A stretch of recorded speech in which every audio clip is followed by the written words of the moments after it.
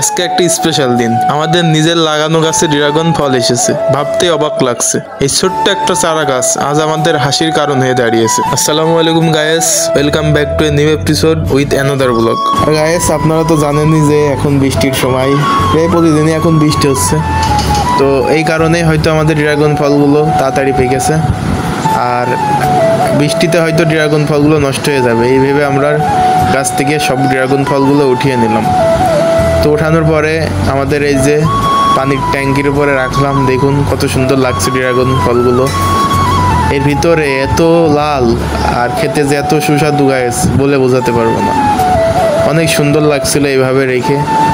তো আমরা এইভাবে কিছু ভিডিও করলাম, করার পরে এবার আমাদের রুমে নিয়ে গেলাম। আর আমাদের বাসায় শুধু ড্রাগন ফলই না, আরো অনেক ধরনের ফল ছিল। তার ভিতরে এই যাচ্ছে তাল, আম, কমলা লেবু, বেদানা, আনারস, নারকেল, অনেক ধরনের ফল ছিল। তারপর আমি এই ফলগুলো হাতে নিয়ে একটু খেলা করলাম, আর মনে হচ্ছিল আমাদের বাসাটায় একটা ফলের দোকান হয়ে গেছে। তো এই ফলগুলো কাটা হলো, তো কাটার পরে আমরা সবাই মিলে খেলাম। অনেক মিষ্টি, অনেক সুস্বাদু এই ফলগুলো।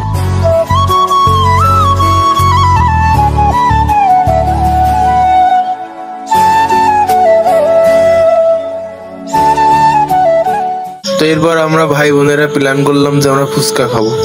তো যেই কথা সেই কাজ, এরপর আমরা ভাই বোনরা মিলে একসাথে ফুচকা খেলাম। ভাই বোনের সম্পর্কটা হচ্ছে সবচেয়ে মধুর সম্পর্ক, সবচেয়ে নিঃস্বার্থ। আজকে আমরা একসাথে ফুচকা খেলাম, হাসলাম, মজা করলাম। কিন্তু এই মুহূর্তগুলো হয়তো চিরকাল থাকবে না। বড় হয়ে গেলে জীবনের ব্যস্ততা আর সময়ের টানাপোড়েনে এই সহজ সুন্দর দিনগুলো শুধু স্মৃতি হয়ে থাকবে। তবুও আজকের এই মধুর সময়টা আমাদের হৃদয়ে চিরদিনের জন্য গেঁথে থাকবে।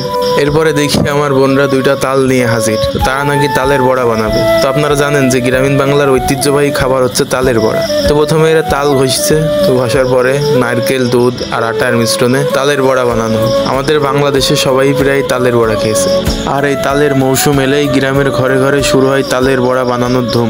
তাল ঘেটে চালের গুঁড়া, নারকেল মিশে তৈরি হয় মেখে মেখে মায়ার স্বাদ। চুলাই দিয়ে সোনালি করে ভাজা, আর চারপাশে ছড়িয়ে পড়ে গ্রাম বাংলার চিরচেনা ঘিরান। তালের বড়া শুধু খাবার না, এটা আমাদের ঐতিহ্য, আমাদের শিকড়ের টান।